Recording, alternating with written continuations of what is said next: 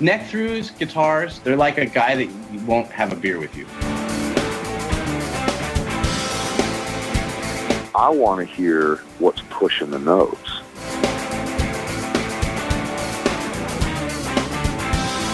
Freddie King and B.B. King, Albert King, and let's not forget Burger King.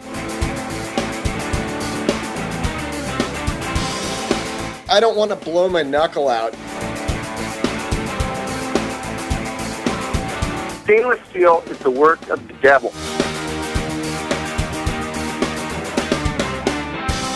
These go to 11.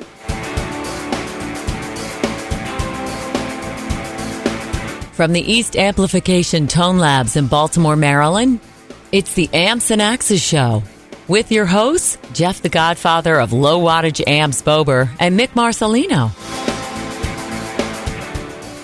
Well, good day to you, Mr. Bober. Good day to you, Mr. Marcelino. Wow. It is fantastic. Oh. We want to thank everybody. Yes. Well, I was thanking the man up above for this 84-degree weather we're blessed with this week. And what else is kind of crazy is the amount of downloads that Miss Nita Strauss provided us. Yes, another ray of sunshine. Holy crap. Yes. You guys jumped all over that episode. Don't go there. That was good, though. That was, thank you very much. Yes. Thank you very much. And what's weird is, well, I won't get into that part. It's about our website, but make sure you check out our website at ampsandaxescast.com. There you go. Go there. Got all that cool social media. Hit the social media buttons. Got the little Amazon banner. Mm-hmm. You buying anything, don't worry about it. It's no extra to you. They right. kick it back to us. 3, 4, maybe 5 cents at a time. That's right. It's awesome. It's awesome. And then when you're on there, you're going to see our new episode, This Week in Music. Yes, yes. You see that. You'll see the weekly episode of Amps and Axes. Right. And then underneath of that, you're going to see our buddy from up north. Jason Seditas. And he gives us... Quick Lick. That's right. That's right. And he does. From a new place up north. But and he, he's good. We're going to have him on soon. We said that before. We are going to have him on. He's actually in the calendar now. Yes, he is. So we're going to have him on again soon. And we're looking forward to that. Yes, absolutely. So I got a couple things here. Okay. Good. Yeah. Oh, yeah. Everything's good. I went and saw Airbourne. You did. With my son, who was like, whoa.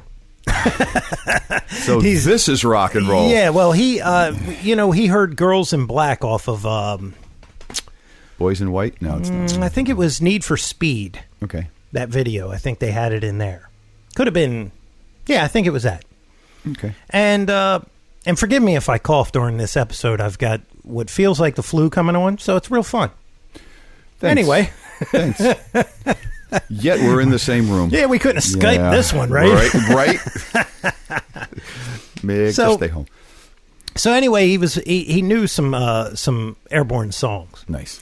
And we went to Baltimore Soundstage. Okay. Cool little venue. club. Yeah, cool venue. Holds probably 350 people, maybe 500.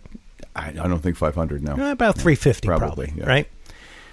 Played there a few times. Maybe 150 people in this place at a $13 ticket. For Airbourne, and B, a $13 ticket. Yeah, it's kind of weird, right? Whoa. So I was a little surprised by that. I was kind of disappointed. I would imagine that they were too. Yeah. Well, they probably knew what the sales were, but still, I mean, come on, people. It's a little weird, right? They're from the other side of the globe. Yeah. All the way from Australia. And they kick some serious ass. If you've never heard them or seen them, you have to. Oh, my God. And for $13. Yeah. Really? So we get in there. Starbucks coffee costs more than that. God. So we get in there and we're waiting, right? Mm-hmm. And then they start with their typical beginning. And Joel had broke his foot like 5 days prior. Right? He's the guitar. He's the guitar singer. He's the brother of the drummer. Okay. So they come out and it was like somebody shot them out of a cannon, man. I mean, I was exhausted watching them. And I've seen them before. I know of what you speak. They played an hour and 15 minutes with their encore, and they were the headliner. Mm-hmm. I was really surprised. I thought, wow, they're, that. But then the one guy said, "You're really surprised?" And I was like, yeah, I don't know if I could go much further at the energy level that they were going at. I told you when I had seen him outside in Baltimore a few years ago. Climbed that scaffolding. He actually scaled the stage right trussing in the front of the stage with his guitar strapped on his back, swung his arm around the truss at the top. He must have been 50 feet up and just started wailing again. And I think I told you, but it was like the Wackenfest or whatever they have over in Germany. Mm-hmm. It was like 120 feet above the crowd. He was literally just holding on with his legs and just swinging his body backwards. I mean, I was getting anxious watching him do it. Yeah. And I thought to myself, he didn't die, but I was getting like, oh God, you know, because he was doing some crazy stuff with the guitar. He is insane. Yeah. He is insane. Or the consummate performer, however you want to look at it. I think he's both. So they kicked it. I mean, they kicked it and they just kept it in your face. I recommend it. So one other thing here is I got a thing from Sweetwater today. Okay. And it's revisiting Hotel California with former Eagle guitarist Don Felder. You can actually do it's a rare hands-on opportunity from November 17th to the 19th. And it'll only cost you, hold on here, I think it was like $14.95. $14.95 per person. That's $1,495. Okay, just to clarify. Includes lunches, a dinner with Don, 2 nights lodging, and certification of completion. And basically, you're going to go in for a master class on how to do some recording. Wow. Yeah.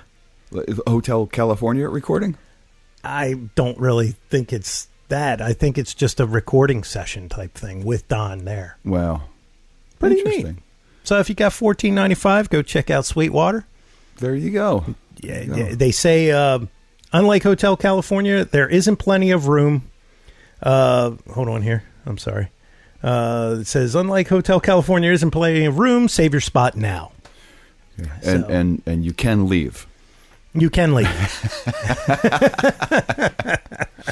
Well, there you go. Yeah, one last thing before we jump on. Our buddy Greg Mara. Yes. He's doing he's got a new album coming out, and he sings on it. And he sent me a video last night. Oh, nice. This is badass. Oh, yeah? Yeah. I'm going to have to show it to you after. The album's going to be coming out soon. I think it's called Plenty Heavy. I may be wrong, so don't quote me on that. Okay. But if the album's like this one song, hell yeah, man. Nice. Yeah. Nice. Good guy too. I love that guy, man. He's always every now and then he throws me a little, hey, how you doing? You know, so it's nice, you know, because I like his playing. He's got a smooth style about him. Yeah. Yeah. Very so cool. we'll have to have him back on, talk about the new album or something like that. Or, that's right. Maybe he'll serenade us. It may be. We can get him to do a little Skype thing. There you go. There, a little Skype, little guitar, a little vocal, you know, a little something. Yeah. There you go. I'm done now. Okay, good. All right. No problem. So I guess that brings us to our guest of the week. Yeah. Somebody that's actually been in the music industry for quite some time.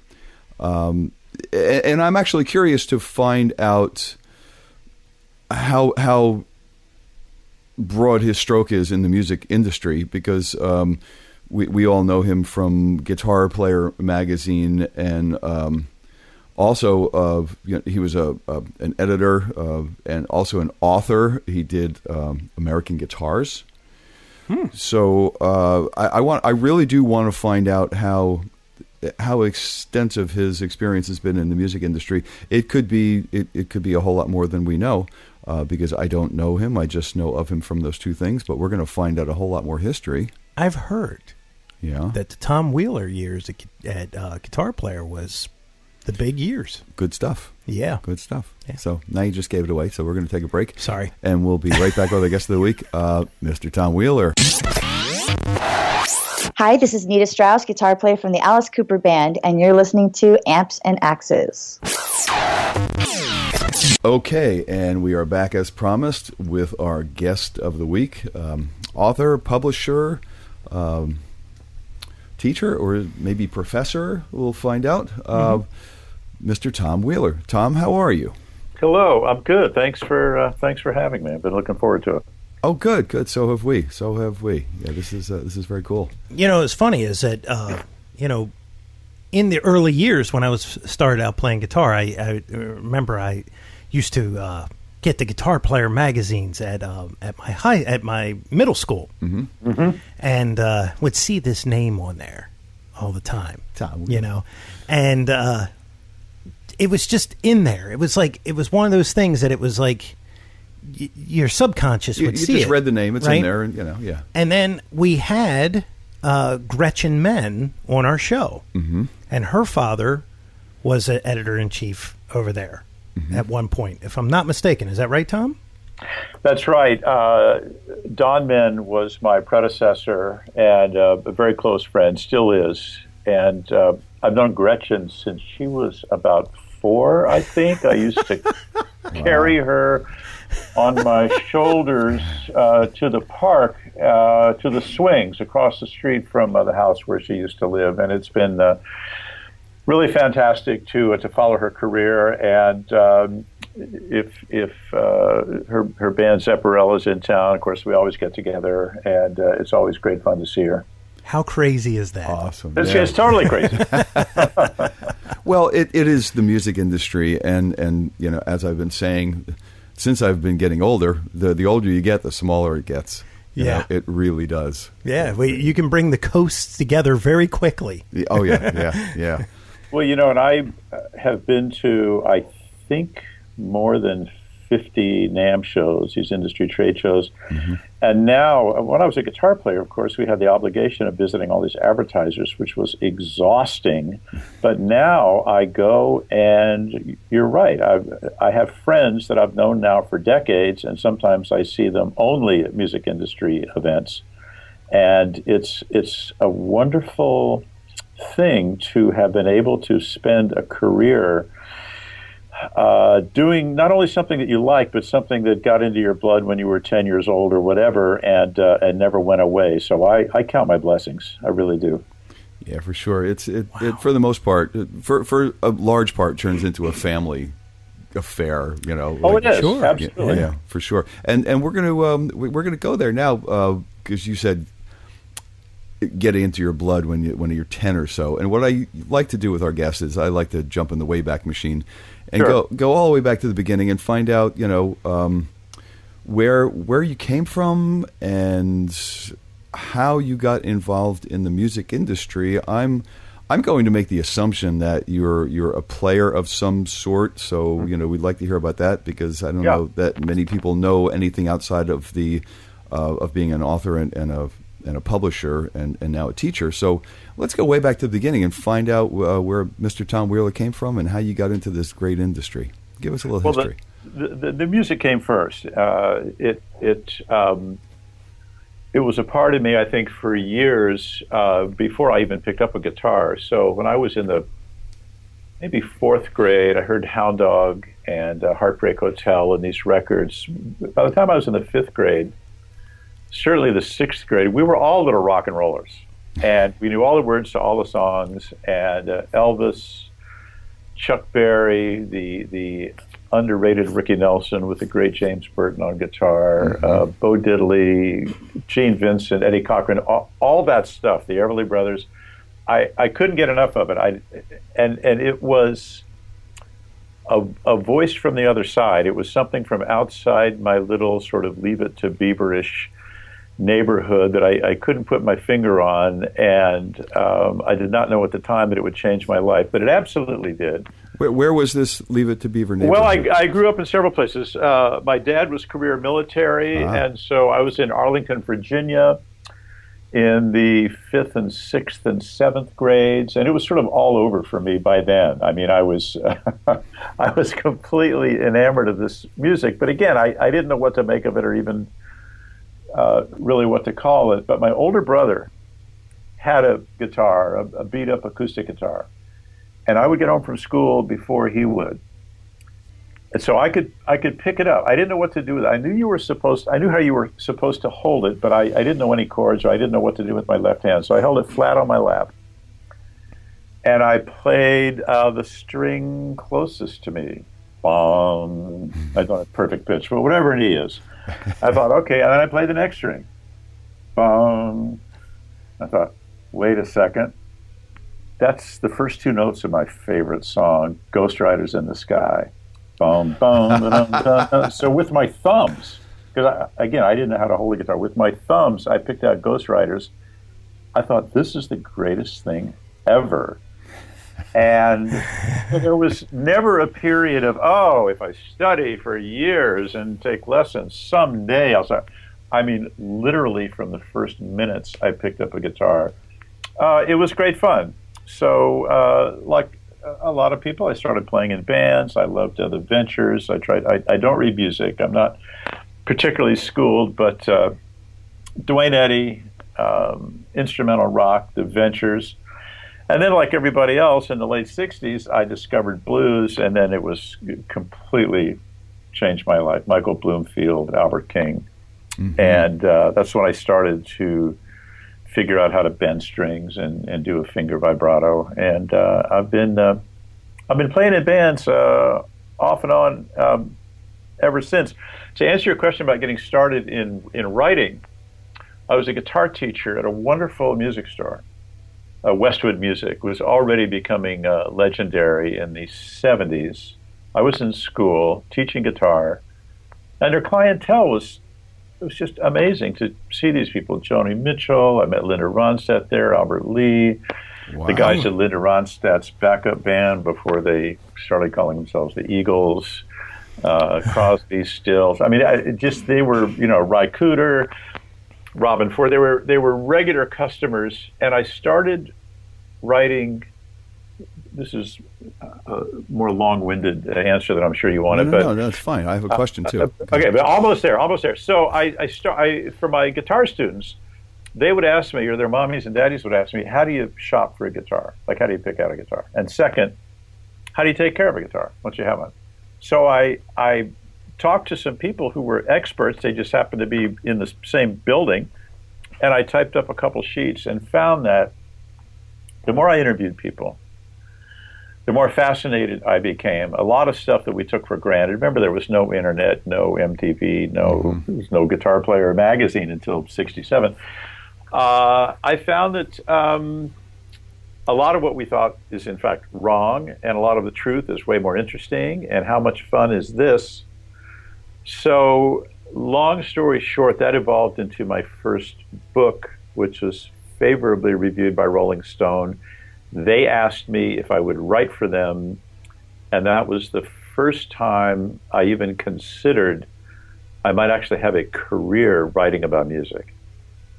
So it was Rolling Stone where you were first published, I guess.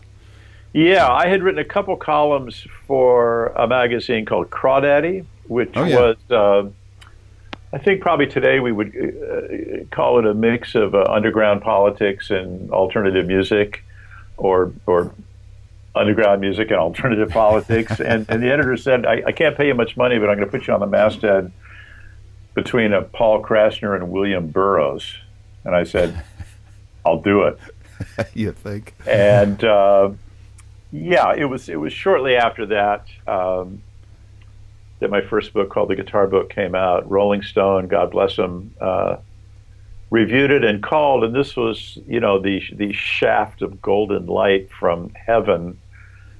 I could hardly believe that I was being asked to be in a magazine with Dave Marsh and Hunter Thompson and Chet Flippo and Ben Fong Torres. I mean, these people that I already admired very deeply. That got me started. Wow. So I want to go back for a minute, and there's a large gap here where you went from figuring out Ghost Rider with your thumb to teaching in a music store. Right. How did you eventually get to be a teacher? Was there music education involved between those 2 points, or zero? the proprietor of the store, the great Fred Wallachy, who's quite a character and well known in California music circles. Mm-hmm. I mean, just to give you an idea, when he needed a throat operation and didn't have the money, the Byrds reunited for Fred and did a concert with all those other artists I mentioned. Wow. Really a neat guy. And he heard me play guitar and said, look, I want to set you up in a studio. I had been doing some teaching. I didn't mention I have a law degree. And so in between college and becoming a full-time music journalist, I was in law school for 3 years. And that's when I started teaching. I was teaching law school freshmen legal research and legal writing, and I just liked helping people figure stuff out. And I think one thing that music and the law have in common is that, well, certainly back in those days, I mean, now we have wonderful videos and you can learn how to play stuff and look at these lessons online. But 30 years ago, some of what we thought we knew in terms of music education wasn't particularly helpful, or it took way too long. So I enjoyed helping my law students and later my music students figure out where they wanted to go and then helping them to get there. I don't consider myself a great player. I play all the time. I play in a couple bands. I have a lot of fun. But I did try to connect with students and sort of figure out the shortest distance between point A and point B, so that whatever they learned, it wasn't just memorizing a song, but they could take it and run with it and expand their musical knowledge, as well as just having fun. And I'm a big believer in having a good time in your work. Oh, for sure, sure. Everybody should be able to enjoy that if possible. Just enjoy what you do. Of course, are not so lucky. So as I said earlier, I'm a very lucky person, and I try not to forget that. So you must have done a good bit of playing before you figured out how to impart this knowledge to other people. Were there a lot of like high school bands, and did you play a lot? Did you actually tour? Any of that musical history back in the day? Sure. I think my first band was in the 1960s, and I would have been in the 8th and 9th grade, and we played on an Army base, and it was a trio, not guitar, bass, and drums, but 2 guitars and drums, strictly instrumental, and all we played was surf music and then other instrumental rock, like, the theme from Outer Limits and, Peter Gunn and whatever we could figure out.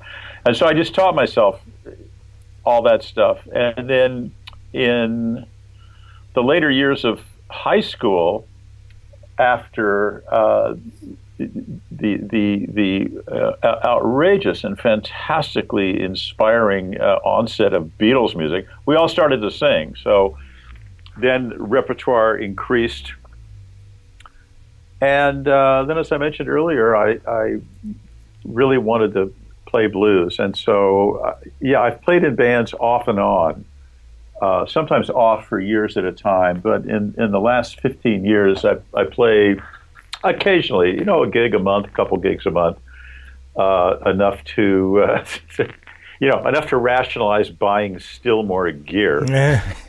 And I love getting out on stage. It keeps my chops up. I love connecting with a crowd. Yeah, for sure. It's anybody that gets up there knows how cool that is. Yeah. Oh, yeah. Do you remember what your, you said your brother had that, I'm assuming an acoustic guitar. Yeah. Do you remember what your first few pieces of gear were and what they were like? I remember all of them. Ah. Yeah. Sure. Well, I think so. Yeah. My first, my parents, God bless them, a little Silvertone made by Harmony, single cutaway, sort of the $54.95 version of a Les Paul. Really a sweet little guitar. Sunburst. Wow. Man, I love that guitar with the ribbon around the case under the Christmas tree. It was just the best. Wow. I think my first professional, my first professional quality guitar was an SG with 2 P90s. That was great. But I was enamored of surf music, traded that in for a Jazzmaster, which was sadly stolen, and I got a Mosrite hollow body. Wow. I'm not sure what I was thinking, but I got in Hollywood, I bought a 335, and I loved the look of a Gretsch country gentleman. Mm-hmm. I thought, what a great look. And of course, in those days, there was no such thing as a vintage guitar. There were new guitars and used guitars. There was no talk. Right. Oh, no. Any of that stuff. Right. And so I picked out the walnut finish which was a stock finish, beautiful 335. I still have it. And then I had all of the metal gold plated. I just took it to a jeweler. Wow. And man, what a great look. Gold plating on a walnut 335. And I heard about this guy out in a part of East LA that the locals there called the Barrio. And his name was Bernardo Rico. And oh my God, Bernie Rico, yeah, yeah, it was before he changed his name to BC Rich, and or before all that, and he bound the F holes on my 335. Holy crap! Wow, it looks so good. You still have this guitar? Oh, absolutely. And then finally, wow. so you can see. We need to get a picture of you this know, like a guitar. lot of I care about how things look. You know, so. I thought these F-holes look so great. And, of course, the pick guard covers over part of the lower. So I had a clear plastic pick guard made so you could see both F-holes in their entirety. Still just one of the prettiest guitars ever. And, yeah, I don't think I'll ever let that one go. Wow. And then you knew Bernie Rico before he became anything. Oh, yeah. BC Rich, yeah. Yeah, and then, like a lot of people in the 80s, I got into Stratocasters. You know, thank you, Mark Knopfler. Thank you, Eric. And ever since then, I've been playing Strats. I've had a couple of wonderful Telecasters, and I'm a big fan of PRS. Paul Smith is a dear friend. He's like a brother to me, and I have some of his guitars, and so I'm so fortunate, you know, that I'll go into the closet and there'll be a guitar in there that's a great guitar. And I haven't played it for 2 years or something, and I'll haul it out. It's like getting a new guitar all over again. I go, wow, I've got this great Strat that I haven't touched for a while. So, you know, I'll play that for a year. Mm-hmm. And but I play Paul Reed Smith's a lot. You know, you got to pull the old stuff out once in a while because they need love, and they do get better. Every time you play them. They want to be played. Yeah, they don't want to live in a closet. No, I mean, I really believe that. They want to be played. So yeah, you're right. They need that love. Gets those molecules all lined up. It lines them up. Yeah. It really does. They do get better. Now, the one thing is that, you know, especially in the 80s, Gibson, there was some lean years there. They were not making very good instruments in the 80s. And Fender, you know, with the Eric Johnson piece, they once that happened, man, they were like off to the races. Mm-hmm. And Gibson was doing some strange stuff. They started building a double cutaway with the tremolo system and all that. You know, they were really anything. Yeah. And well, you know, who I think was really moving a lot of that was Kramer and Charvel and Jackson. These guys came out of nowhere. You have to remember there was a time, like I would say before Hamer, if you remember like the early days of Hamer, the whole idea that some guy or a couple of guys that you've never heard of could come out of the woodwork and say, we can build a guitar that's as good as a Gibson, that's as good as a Fender. The whole concept was completely new. And thanks to Hamer and those others that I mentioned, you had companies like Fender, for the first time, in my view, this is simply my personal take on it, having a bit of an identity crisis. And so because Fender had not protected through trademark patents or whatever, things like the entire design of the Stratocaster, you had all of these so-called super Strats. Yeah. And you remember, there were tons of them all over the place, and were really fine guitars. A lot of them were. Sure. And so the one Leo Fender designed the Stratocaster. Let's not forget that. But the one company that might have benefited most from all of that didn't benefit at all. In fact, they found themselves with stiff competition because all these fantastic builders like Tom Anderson came along, and my goodness, the Strat-like objects, the SLOs that he was building, and his innovations and other more or less Fender-style guitars. It was a new level of quality. And then I think Paul Reed Smith. I think we personally, and I mentioned full disclosure, he's a good pal, but I think of all the builders in the last 30 years or so, he has had an impact unlike any other, and people at these companies have told me, Paul raised the bar for all of us. When these guitars started coming out, I mean, everybody went back to the drawing board and said, if we're not this good now, we need to get that good. Yeah, he raised the level of the quality control because, like I said, back in the day, Gibson, you can go back and look at some Gibsons and there was always some buff marks or something that was not right, at that time because they were they were trying to get out as many guitars as they could. Yep. And then Paul was taking it, putting heavy quilted tops, heavy flame tops, and then there was no flaws. Right. It was like you were getting something that was perfect. Well, I do also have to tell you, back in the day, I was, we're just outside of Baltimore, and I was, this was 86, and I was looking in our local dealer here who had a bunch of cool guitars, one of the local ones. I went in looking for a Hamer because another band member had he had gone to DC, picked up a Hamer, and I went, that's a great guitar. I think I want a Hamer. It was a double cut, beautiful. I still love those guitars. What is that? It's their standard. I think it's called the standard, bound neck, sunburst, bound body. Yes. Gorgeous. Yes. Joel Danzig, right? Isn't that his name? Joel, right? Yeah. Yes, we interviewed him. Oh, yeah. I saw that. I saw the list. Yeah, I've known Joel for many years, and really an important figure in this whole saga. Yeah, for sure. But I wanted a Hamer. Yep. He didn't have it. He took this guitar off the wall. This new line of guitars. He said, "Check this out. It's one of the new Paul Reed Smiths." Yeah. I went.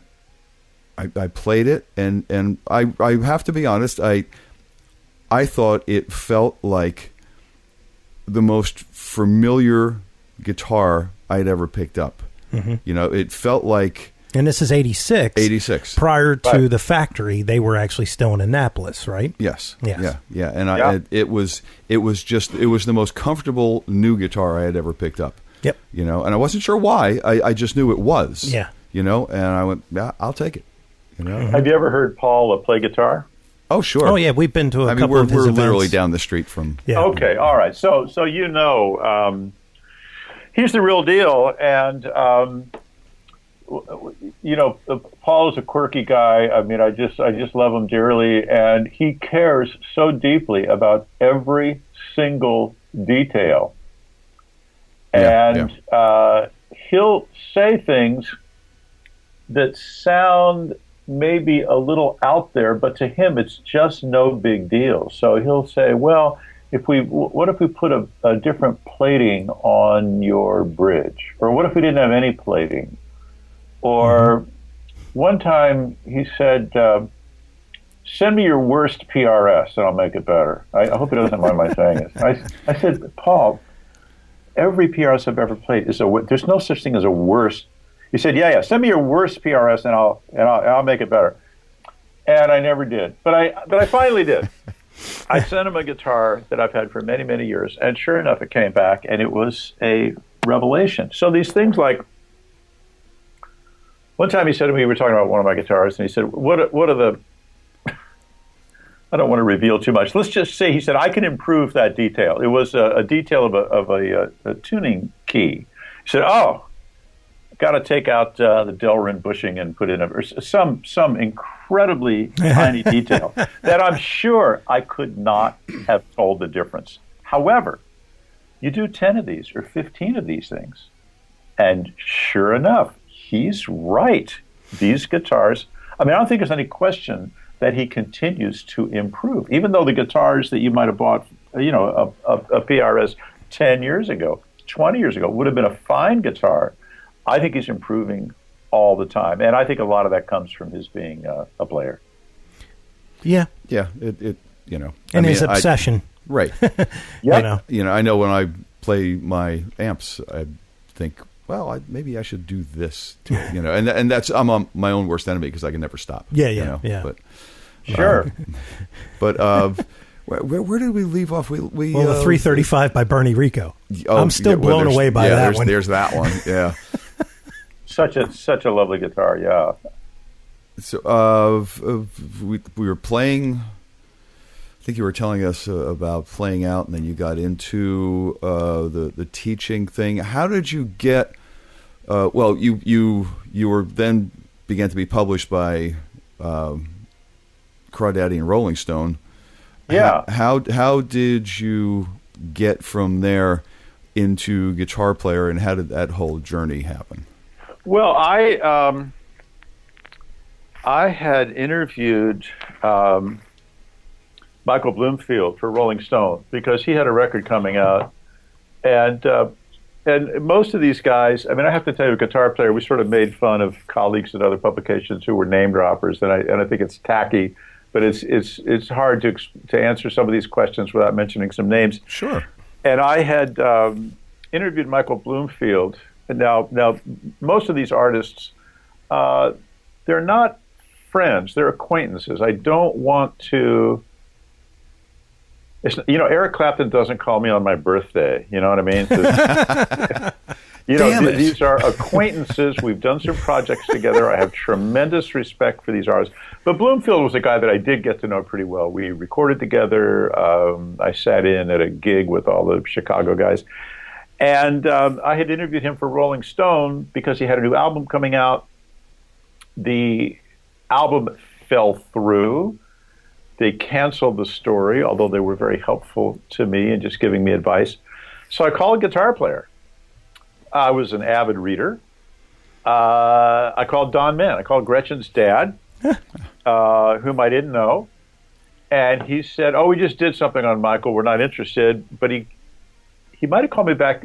I think it was the next day. He called back and said, but we do have an opening on the staff. Would you be interested in applying for a position of assistant editor? At first I said, no, I wanted to be a record producer. I love the studio and I love that whole process. But I thought, well, they're nice enough to fly me up there. I was living in West Hollywood at the time, and I was going to go up to the Bay Area. And I said, okay, sure. And I went up, and as I said, I was a regular reader. I liked everybody there. And the idea of actually having a job, my first one, like with a salary, like with a paycheck, where I wasn't living hand to mouth teaching guitar and playing gigs and so on, was appealing. And that was in 1977. And my first issue, they were working on Albert King, which was fantastic. I came in the middle of that. My favorite. And then my first full issue was I worked on a story. I didn't write it, but a couple of my buddies had interviewed Todd Rundgren. And then the next issue we did Keith Richards. And the issue after that was Les Paul. And I just thought, oh, man. Wow. This is the best. So I worked there for 4 years before I became editor-in-chief. And I became editor-in-chief in 1981. And I was editor-in-chief for 10 years, from 81 to 91. And that's when I joined the faculty here at the University of Oregon. Wow. Really? That long ago? Wow. Now, wait a minute. I got to back up just a little bit. Okay. So, Tom, do you remember the issue that had Pat Travers on the cover, and it was the Go For What You Know, when he had just done that live album, and Boom Boom Out Go to Lights was like really, I do. I think that I'm pretty sure that was a Jazz Obrecht cover story. And as a matter of fact, I'm going to tell you, January 1980. Guess what? Wow. That was the first Guitar Player magazine cool. I ever saw in my life. Yeah. Oh, nice.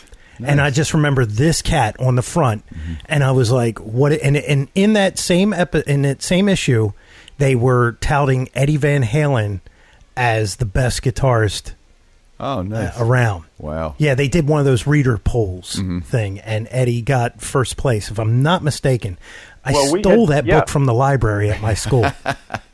I think that's great. And I'll meet people. And I met one guy who had a copy of my first book that he got from the library, and he showed me, they have the little pocket in the back with the card in there where they write down the date. He took it. And it had his name every 2 weeks, just over and over and over. And they finally just gave it to him.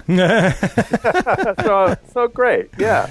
Yeah, man. That's great. He probably had, probably kept it late a lot, and they went, with all the late fees, you already bought this book. It's yours. Yeah. now, when you started at Guitar Player, it was probably pretty light in size. How, on average, what would be the pages? How many pages would it be? Oh, let me think about that. We were getting to be pretty good size. Remember, in 1977, Guitar Player was 10 years old.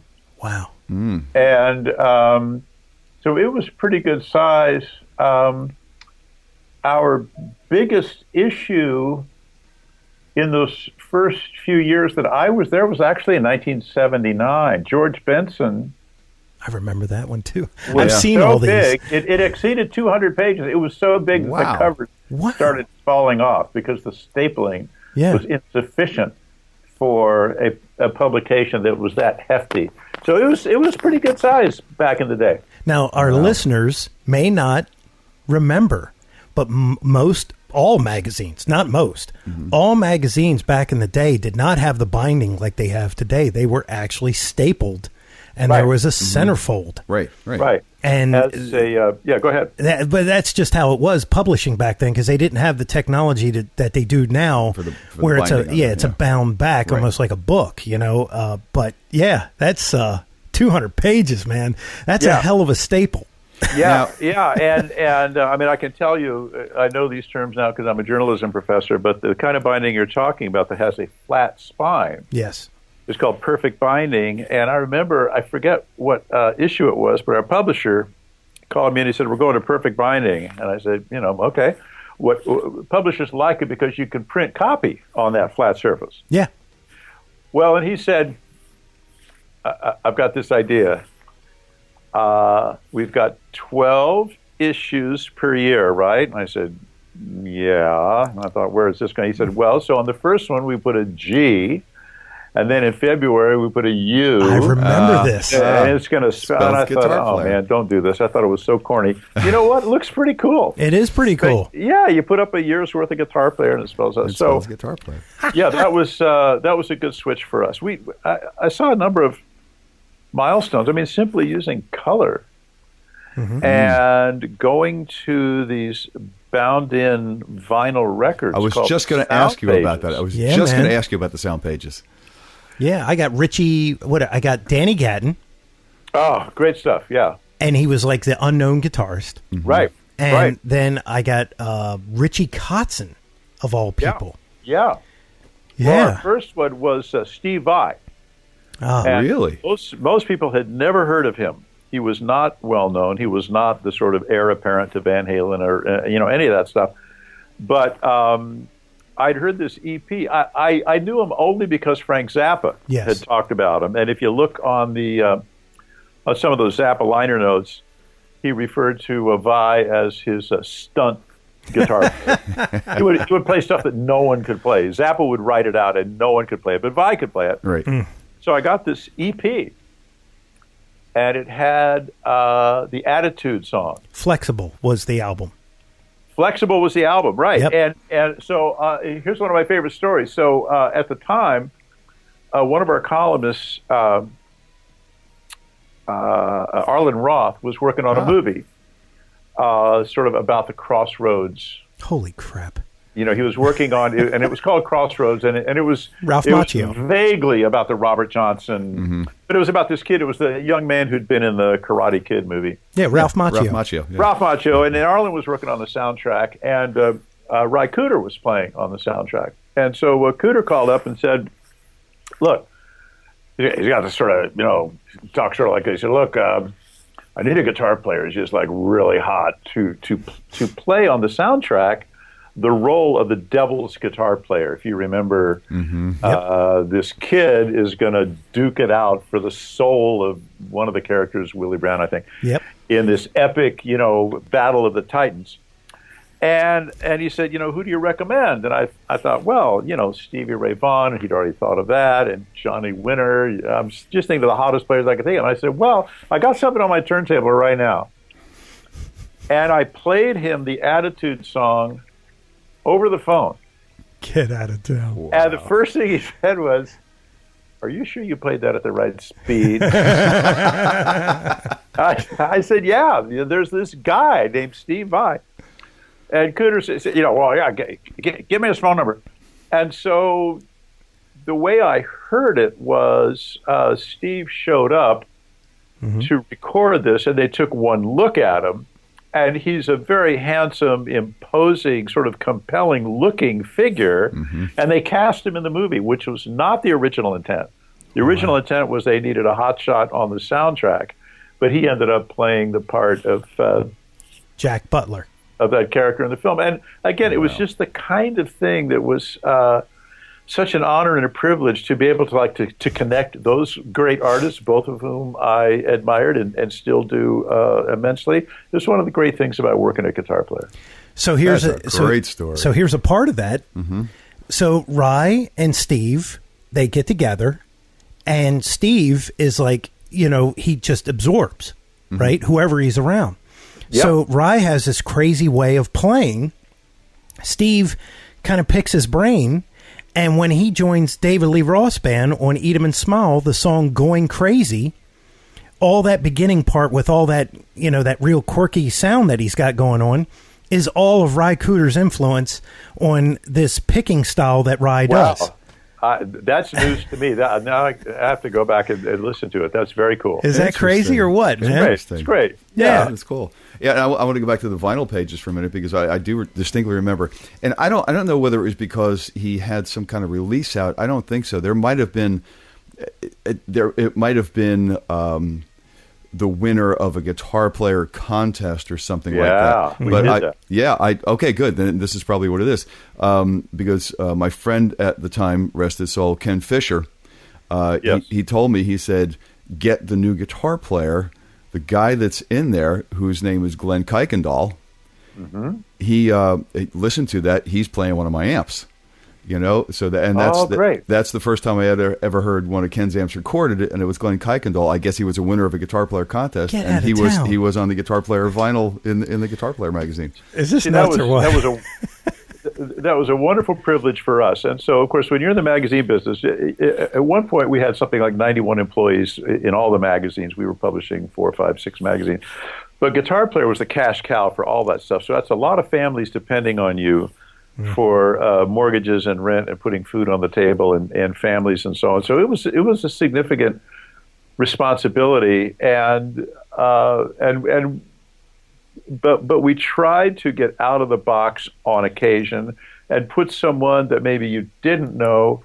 I could talk about Eric Johnson, for example, where on the cover there's a picture of Eric Johnson and it says, "Who is Eric Johnson and why is he on our cover?" ?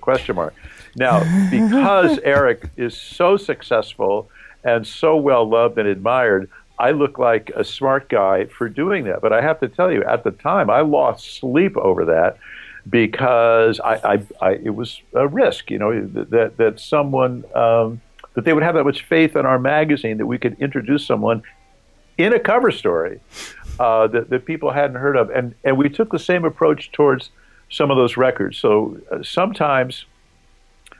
Oh gosh, I was talking to Eric Clapton's management about this, and they said, "Well, I'll tell you one thing we have. When Jimi Hendrix died, Eric was so moved, and we have a recording of Eric playing Little Wing that even for Eric is intense and compelling. Is that something you might be interested in?" Wow. Guess what I said? Yeah. You know, I don't think it was so no. we had those, but then other times we would have a contest like the one you mentioned, and someone no one has heard of outside their hometown, at most, never had a record deal. We had the wonderful privilege and opportunity to say, here's someone not only who is new, but someone who is doing something new on the instrument. He's not an Eddie Van Halen sound-alike. He's not an Eric Clapton wannabe. Here's something you've never heard before, and that was great fun. So, and we actually listened to that. That was a real contest. The editors would take stacks and stacks of those cassettes home, and we winnowed them down and had semifinalists and finalists and picked a winner. And then other times we would commission a guitarist. Although what I really mean is we would ask someone to do us a huge favor and go into the studio and record something unique for us. So Bill Connor, for example, the great guitar player preceding Di Meola in Return to Forever. Bill Connor, man, what an underestimated, self-effacing guy, recorded a Layla tribute that is just beyond. I mean, I'm getting chills just thinking about it. So again, it was a great privilege for us to include recordings in the magazine for all those years. That's so cool. Yeah, it was so unique, you know. I got to go back just a little bit because when you said that you did that cover and, you know, you were like, how could we do this? You know, who is Eric Johnson? Yeah. I was going to say to you, did you ever get a letter from Gretchen's grandmother? Because her dad did get a letter from his mom written in that they put in the forum thing. You know, they had a forum section. No, I don't know this story. Tell me. He put Ace Frehley on the front cover, and she was offended by it. So there's a letter inside of one of the, I think the next month, from her grandmother to her dad, writing in about Ace Frehley being on the cover. Yeah. Yeah. Oh, that's and they actually ran it in the magazine. Yeah. She sent me a screenshot of it one day through my text. She went and bought the magazine that had it in there, and she goes, "Look, it's my grandmother." Oh, that's hilarious! Sending it to her dad. That was 79, and very controversial. I mean, it was controversial among the staff. Don't think that all of us who work on the staff agreed on everything. We didn't. We used to tussle all the time. And boy, that was one where I don't remember, but I'm sure that some of my colleagues were up in arms about the decision, you know, to put the guy in Kiss on the cover. But I remember writing an intro to that piece. Somebody else wrote it. It might have been Steve Rosen. I can't remember, but I ended up writing part of it. And I said something about, look, it's Barnum and Bailey, it's Halloween, it's horror movies. It's great fun. It's all wrapped up into one big exploding dollar sign, and it is bringing guitar to a whole generation of kids. Yep. And I think that's worthy. I think there's a story there. And but yeah, that was definitely one of our more controversial covers. But looking back, you know, I'm glad we did it. So was Danny Gatton, by the way. Oh, wow. The whole idea of that Danny Gatton cover, if you remember, he's holding a mask in front of his face, and it covers up half of his face, and the type says something like "unknown greats." You know, people you don't know but should. Remember, Danny Gatton was sort of famous for being not famous, Right. like the best guy that no one's ever heard of. Exactly. And I thought, well, everybody knows somebody who's great, who's not famous. So I thought, what if we ask Carlos Santana? What if we ask Jerry Garcia? You know, who's somebody that you think should be well known? And I just thought Danny Gatton was sort of the poster guy for exactly that kind of thing. And our art director had just seen the movie Amadeus with these great masks, and he built that mask that Gatton is holding, covering up part of his face. And this was a 1989 March. And then when you open the cover, on the inside, he's holding the mask away from his face, so he's revealing what was hidden on the cover. Cool. And, that's the kind of thing that might cause some grief between the editor and the publisher. But again, looking back, I'm so glad we did that story. I think it was really important. Yeah, man, what a guitar player. I was fortunate enough to know Danny for a while, and just incredible. But I'm going to go back for 1 minute about the Kiss cover, the Ace Frehley cover. Yeah, and I have to tell you that we can say you were spot on about what you said about bringing guitars to a whole new generation of kids. Because many of our guests, we ask, like, what was your biggest influence? It's like 3 now. It might be 3. I always thought, well, it was, it's either the Beatles or the Stones, Sure. And in that era, the Beatles surpass the Stones hands down. Absolutely. And then there's a gap. It's like a generational gap. The next biggest influence for players that we have interviewed over the years has been Kiss. Yeah. So that's really something. You were spot on about that. And of course, Elvis. Elvis, very, very early. Yeah, yes, we've had 3, and those are the 3. Absolutely. Yeah. And you were spot on about Kiss. They're bigger influence than the Beatles when it comes to a new generation of guitar players. It's crazy. I'm always fascinated to see some of these statistics that sometimes contradict assumptions that we all make. I read that the Ventures were outselling the Beatles in Japan, for example. Okay. I mean, just this wonderfully maniacal fandom for the Ventures and for instrumental rock. They've done something like 50 tours in Japan. I mean, it's nuts. But there you go. This is a wonderfully diverse world in which we are privileged to work. Absolutely, yeah.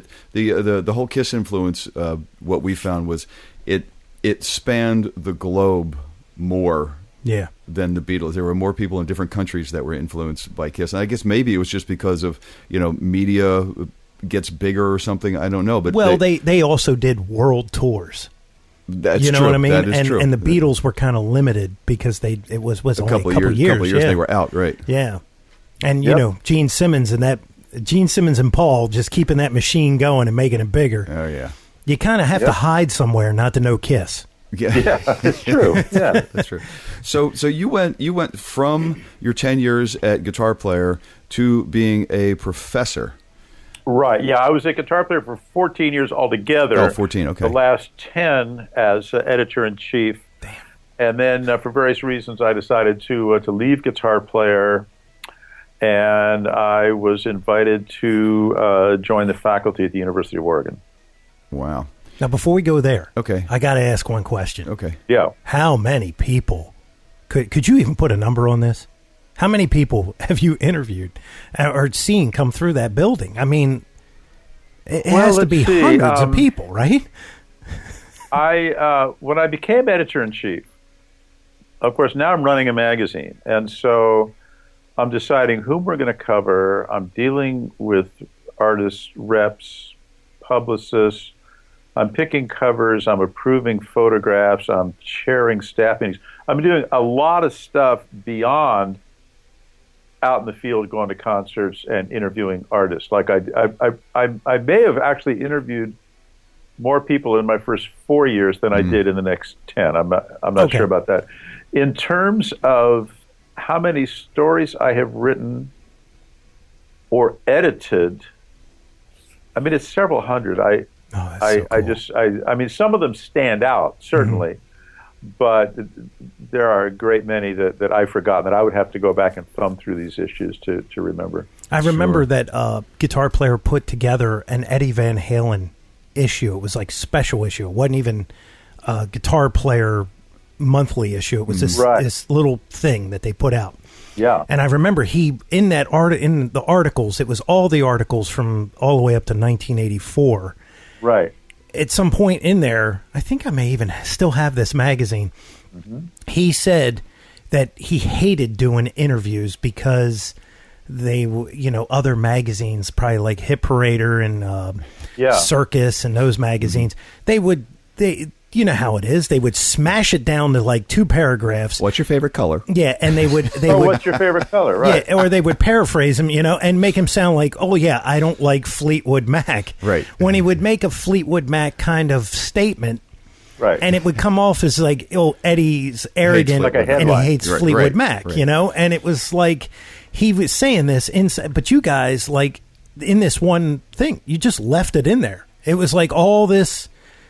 They had, I guess, the original ones they had to chop a little bit for the magazine that was coming out in a month, but this one they were able to put it all back in. Yeah, so it was really neat capturing all that. Nice. We tried to make every feature we did, certainly a cover story. So if we were going to do Jerry Garcia, we wanted it to be the best piece on Jerry Garcia that had ever been written.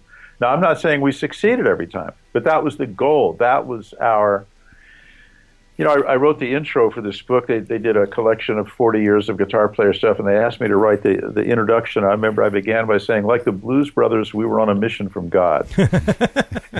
and we try. So a 100-inch cover story was not at all unusual. I mean, a cover story that would be spread over, 15, 18 pages. That is wow. For us, was not unusual at all. Now, that was in a day when print was king. Mm-hmm. I mentioned I left Guitar Player in 91. It wasn't. I left under, the magazine was doing fine. We did have new owners. I could kind of see the writing on the wall. There were some directions, changes that I was not happy with. It's not like I stormed out of the building or anything, but there was some pressure, I think, on a lot of magazines to write shorter. And a lot of editors were hearing this. It's like, well, there's MTV and there's this new digital revolution and people are reading stuff on their computers. So everything has to be blurby and bullet points and what later we would call listicles and so on.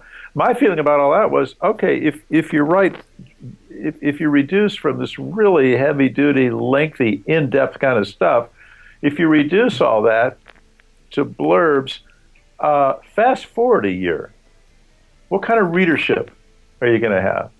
And the people like our people who want that in-depth, they're going to go somewhere else. Or somebody else will come along and give them what we used to provide. So one of the many, many ways in which we were fortunate is that we were given license to run with it. Hmm. Nice. Now, I you guess... gotta stay true to it to a certain degree, as large a degree as you can. Now, I guess today, with all of the digital stuff and with all of these so-called, you got people that aren't real, true journalists. They have some cash and they can set up a website and they can do these things. Sure. Do you feel like it's a lost art? I mean, really, because everything just gets smashed into 5 seconds. Yeah, and the literary that's a great question. side. And as I mentioned, I'm a journalism professor. We talk about this stuff every single day, and I'm sure they do at every single journalism school because we need to be responsible in what we're teaching our students. And I tell my students if we wanted to do a newspaper that looked like the New York Times, we would need millions of dollars, thousands of square feet, a big brick building with printing presses and hundreds of employees. But if we wanted to make a website to look kind of like the New York Times website, we could do that as a class project. So I think it behooves all of us, with all of the questions raised about privacy in the digital age, who's got your social security number, who's got your computer, your credit cards, we need to be ever more vigilant and discriminating in evaluating the authority of this deluge of information. We are all under this avalanche of information, but are we wiser? Do we know more? Or do we have a deeper understanding? I'll tell you a big challenge for magazines, the limitation of an issue of Guitar Player. So if I send you an issue of Guitar Player in print, it's finite.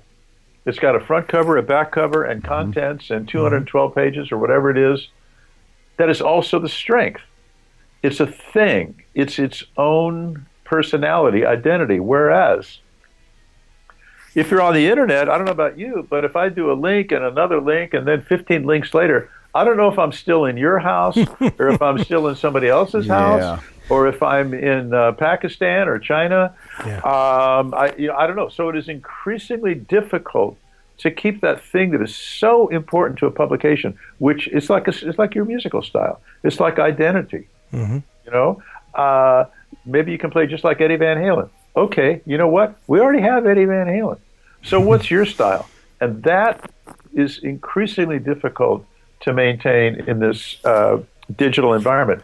I don't have an answer for you. We're still trying to figure it out. My hope is that people will do what they've always done, which is to increasingly come to recognize who's got the goods, who delivers material that is, I talk both about readership and leadership. What I want in a publication is something that responds to me. So if you're a publisher, if you're an editor, you're going to be listening to your readers. You're going to fill out surveys, and you're going to read all their letters, and you're going to give them what they want. But that's not enough. I think they expect you. You're going to NAMM shows. You're talking to people. You hear about stuff before the public does. What do you think is about to happen that you think your readers need to know? How can you help them? How can you lead them without getting too far out in front of them so that they don't recognize you anymore?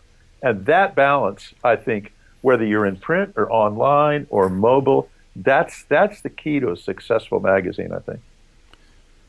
Well put. Very interesting and well thought out. And I'm sure, that is part of your curriculum that you teach to people. And I'm glad there's somebody out there, teaching something in this way. Yeah. That it really does.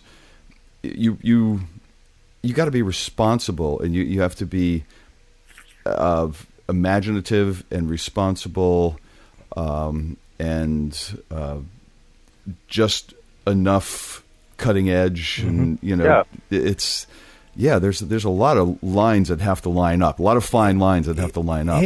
Here's the thing that I see, because I deal with such the technology. Yeah, right. My day job, I'm an engineer. I'm a network engineer, and I even though I'm in this world and my job revolves around it, I look at certain things and I just see the whole print is dead thing is really kind of disturbing. It was almost like when Hitler was burning books. It's like those things can survive eternity if they're kept in whatever, right? Yeah. But if an EMP hits, and which, I mean, it's not something that's out of the realm. You could literally lose hundreds of thousands of documents that are books that have never gone to print, right? Well, the only thing that's going to survive are books on tube. Yeah. I'm glad you mentioned that, because that sort of taps into what I was just saying. And this is about, I think, journalism in general. I mean, the whole point of what we're trying to do, whether I'm playing a guitar solo or writing a poem, I want to get what's in my head into your head. I want to get what's in my heart into your heart. So what's the best vehicle for doing that? So yes, all journalism schools are grappling, and all publications are grappling with, how do we handle this new technology? Do we take everything we're doing in print and dump it online, or should we go mobile? And then if we have mobile, do we still need our laptop version? All this kind of stuff. It's important that we talk about that. So at my school, all journalism students are trained in video, photo, video editing, as well as writing, and so on. But here's the thing. We don't get to keep them for an extra year. So what are you going to give up? What hasn't changed? Are we going to stop teaching ethics? Are we going to stop teaching how to interview somebody, how to be sensitive to race and class and gender? That's our challenge, is we have all this new stuff that, 10 years ago, nobody was talking about teaching. But the stuff we were talking about 10 years ago, except for technology, which is just a tool. It's like if somebody gives you a brand new Paul Reed Smith guitar, I mean, great. That's not going to make you a great player. Oh, I know How a lot many of guys that stories think it have would. we heard of great artists playing crap equipment? I mean, junk. Sure. Eddie Van Halen. Yeah, this sounds good. We all. I mean, Dumble's working on an amp for me right now, and I can't wait to get it. And I've got these fabulous, Strats and Paul Reed Smiths. But we recognize what are tools, and I feel the same way about technology. I don't want the technology, like we were saying about books. I don't want the technology tail to wag the content dog, if that makes sense. Yeah, absolutely. It's the content. Absolutely. Right. Yeah. Right. It's the content. Yeah, exactly. Content is king. I'm not the first person to say that. Can we quote you on that? No, I won't. Because, no. We're gonna go from technology to hardcover again, because I do want to quickly mention. I know I can't keep you too long, but I want to quickly mention. You've also authored, hardback books like American Guitar and things like that. That's kind of like a form of Bible, I would call it. But how did you go about compiling everything that went into that book? I mean, were you physically able to access many guitars or all the guitars, and how did you go about getting the history of guitars in general and maybe guitars in particular? Well, it was a real mix. I think if I had known how hard it was going to be and how long it was going to take, I might have been paralyzed. How long did it take? I think for American Guitars, 3 years. Oh. And, I tell my students, I try not to talk too much about, back in the day, but they're interested in this. And when I tell them what it was like to do research before Google, it sounds sort of oddly romantic to them. So I would teach enough lessons to save up enough money to get plane tickets, and I would fly to some place called Kalamazoo, Michigan, because this guy I'd heard about, Ted McCarty and Gibson and the Les Paul and all that stuff. Yeah, so I would drive to Fender. I would tour these factories, and because every place you go, it opens about 6 more doors. Yeah. So every time I thought, man, I must be almost finished with this thing. No, you have no idea how much more stuff there is.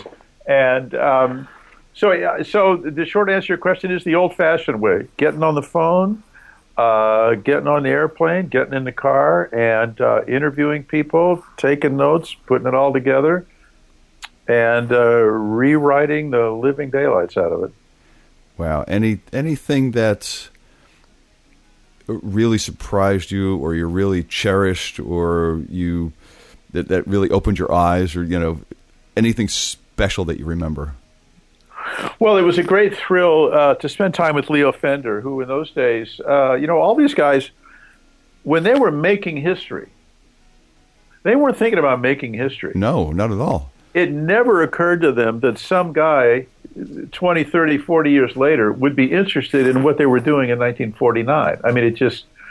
And so to go to a coffee shop with Leo Fender and to hang out and to have him draw, a diagram on a napkin, I mean, this was just beyond belief for me. I felt the same way about Ted McCarty. And the more I learned about how Gibson's entire modern golden age is basically the Ted McCarty era, and what a distinguished gentleman he was. So yeah, the people that I had an opportunity to meet, man, I drove way the hell out in the desert one time to a town called Hemet, which I'd never heard of, where Victor Smith, who was the V of Valco, lived. He was quite elderly by that time.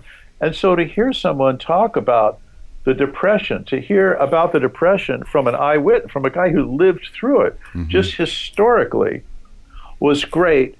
And I mean, the last thing I'll say was, these were sort of real men in the way your fathers and grandfathers might have thought of that whole concept. They were often soft-spoken, plain, They were problem solvers. They'd lived through the Depression, some of them. They'd lived through World War II. They had incredible obstacles and limitations, and they were not stopped by that stuff. And if they didn't have a belt sander, if they didn't have power tools, if they didn't have a factory, they were incredibly innovative problem solvers. And there's something very American, I think, about the best sense of America that leads us up through Kennedy and the space age, and we're going to the moon. And, you know, you look at that Fender literature. I mean, I tracked down those girls that I had a crush on when I was in high school. We're in those Fender catalogs. Of course, they have grown children now. Right. I tracked down that surfer girl who was, in fact, awesome. A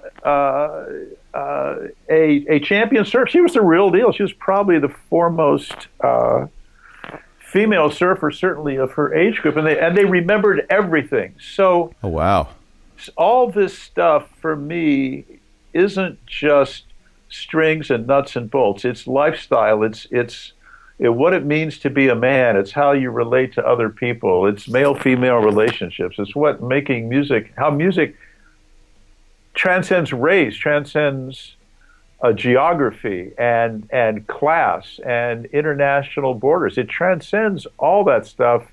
Sure does. To me, music as a lifestyle, as a way of life, and the role that the guitar played in all of that was really, I mean, I don't think I could have articulated it the way I'm attempting to now, but I think in my heart, I think that's what was so exciting to me, kept me going all these years. Well said. Really well said. I don't think there's a better place to leave this off, but with that type of sentiment, it's well, good. I'm a little speechless because it really just really did sum it up in a very eloquent and succinct and beautiful way. That's why he's the professor. That's true. Well, thank you. Thank you kindly. I thoroughly enjoyed myself, and I appreciate your letting me share some thoughts with you. Thank you. Well, Tom, it's been our pleasure, man. It really has. What do you think? We could have 15 more podcasts with him, go through the artists as we just keep doing it over and over. Right. We'll go year by year in the guitar player thing, and we'll my head will explode. Yeah, it's I still can't get over the Bernie Rico thing. Tom, can we get just on a side note? Can you get me a picture of that 335 with the binding? Because I would love to put it up with the episode. We'd love to see that. Absolutely. In fact, what I might have to do is to scan the author's photo for my very first book, the guitar book, because I'm in my 20s and I'm cradling that guitar. And or I could just take my my phone and go take the case, and that would be great. Take you a picture. It's great. Yeah, you'll dig it. This is awesome. This is how the digital world changes everything. You see, it's like I forgot. I can take a picture with my phone. I'll take this 20 megapixel camera that's in my phone. Exactly. I know. It's as good as my old Nikon. So it's crazy, right? Absolutely. Well. What? Go ahead. Well, I just have one thing because we didn't. I'm a huge fan of Bernie Rico's. What was that guy like? It was a tiny shop, and he was building. It might have been the first time I ever saw anybody build a guitar, and so he was a craftsman. I mean, that's the first thing that struck me. I was used to seeing a guitar in a picture in a catalog or something on a wall. It was a finished product that came from some factory somewhere, I guess. But to see a guy take a scraper and make sawdust on a neck, he had these guitars with headstocks that looked sort of like a Firebird in that it was sort of like all the tuning pegs on one side, but almost like a bird's head. I'm sure these were custom one-offs that he was making at the time. So he had a craftsperson's mentality. You know, he was wearing an apron. He was in this little shop. Now, later, as I got to know him, of course, he's wearing these fabulous suits, and he's, driving sports cars, and he's got all these women, these models for the BC Rich. I thought, man, is this the same guy?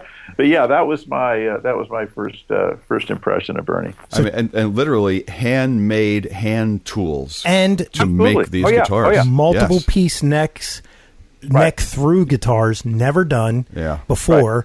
And just two things. One, there's rumor, and we could obviously pick Paul's head until we would have to probably waterboard him, but they said that the Iron Eagle, the BC Rich Iron Eagle, was inspiration for Paul's classic or Custom 24. I had not heard that, so I'm going to let Paul answer that one. Yeah, he'll have to answer that one. But second, you guys ran a contest in Guitar Player magazine, and it said, name this guitar, and it was the BC Rich Bitch. Oh, that's the name that won? That was the BC Rich Bitch was the one that Joe Perry played, that funky I'm familiar looking. With it. Yes, yeah. Well, now that must have been a BC Rich ad. It was an ad that you guys ran but you were the only magazine that was reputable at that time. Sure. And it was a little quarter-page thing, and it said, name this guitar. And it was a contest that he basically said, we want the people to name it. Cool. To see these companies grow, not just the artists, but to go to a NAMM show, and there's some guy, Seymour, what's his name, sharing a booth, sharing a 10x10, and he's got two pickups. Like, again, I mentioned earlier about Joel Danzig and Hamer, the idea that somebody could build pickups to sound better than the pickups you're going to buy in your Fender or your Gibson, and then to see these people like Paul, like Seymour Duncan, like Larry DiMarzio, flower and blossom and bloom was just a great privilege and a lot of fun. Yeah, man. Yeah, absolutely. Those were some really good years, man. Yeah. Good years. Absolutely. Good years. Yep. Okay. All right, now we're going to have to leave. Now we're done. All right. All right, Tom, thank you so very much again. Thanks for the opportunity and the pleasure. And have yourself a fantastic rest of the evening, man. All right. Sounds good, guys. Thank you very much. Call me anytime. Excellent. Thank you, Tom. And there you have the story. There you have the story of the stories. Yeah, man. The story of the stories, the story of the books. See, the problem is with me, I could just keep going back and just keep. So what about that guy? And see, that's my problem, man. I got to be like reeled in because it's just so cool. It's such a wealth of knowledge and experience, What do you think it was like back then, man? Awesome. I think the word is awesome. To be interviewing Eddie Van Halen in 1979. Yeah. Literally 2 years after that band started as, Yeah, I mean, it just breaking new ground all the time, and now it's part of history. Yeah. Like he was saying, he when he was interviewing the people like Leo Fender and everything for the book, they didn't know they were making history. They were just given a product that were just solving an issue. And now it's history, and it's the same thing with Tom Wheeler. They were just doing, and now it's part of musical history. Man, I would love to tap into that. Just download his brain. Oh, for sure. You know what I mean? Just get it all. Yeah, because I'm sure it's probably like just story after story. Well, sign up for his class. You probably get a story or two in his class. I would fail. You've heard This Week in Music, right? I don't know if journalism is either one of our majors. Definitely not mine. Sounds like a great class, man. Good thing I'm doing a podcast. There you go. So until next time, my friend. Because we got to do another podcast. That's right. I am Mick Marcelino, and you? I'm Jeff Bovert, guy. Hey, look at that. And we're always saying. Onward.